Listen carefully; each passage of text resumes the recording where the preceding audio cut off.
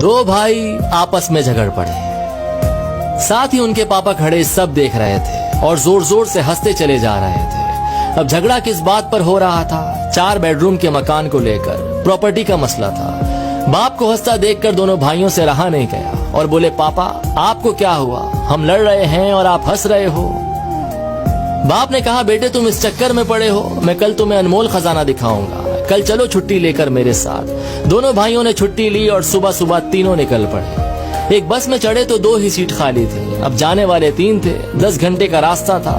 कभी एक भाई पापा के साथ बैठ जाता, दूसरा खड़ा हो जाता, तो कभी दूसरा बैठ जाता, पहला वाला खड़ा हो जाता, और इसी तरह सारे रास्ते एडजस्ट करते हुए चले गए। गांव पहुंचे तो पापा उन्हें एक पुरानी हवेली पर ले गए। देखा तो हवेली खंडर हो चुकी थी। कबूतरों ने घोंसले बना लिए थे, झाड़ियां उगाई थी। ये देखकर पापा इमोशनल हो गए, रोते चले जा रहे थे और उनसे कहते चले जा रहे थे कि देख रहे हो हवेली, इस हवेली में तुम्हारा बचपन बीता है। इस हवेली के लिए मैंने अपने बड़े भाई से लड़ाई लड़ी। एक दूसरे को मरने मारने पर उतर आए थे, जैसे कल तुम लड़ रहे थे।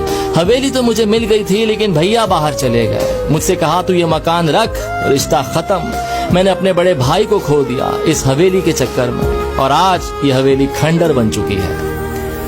तुम दोनों इसी तरह लड़ते रहे तो मकान तो खंडर हो जाएगा, लेकिन रिश्ते हमेशा के लिए खत्म हो जाएंगे।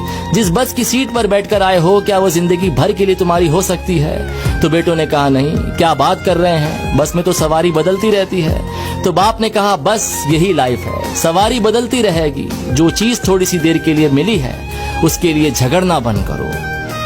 खुश रहिए, मोहब्बत से रहिए, अपनी फैमिली का ख्याल रखिए। मटेरियलिस्टिक के पीछे नहीं, इमोशनल के लिए दौड़ना शुरू कीजिए। और ये स्टोरी अपने भैया के साथ जरूर शेयर कीजिए।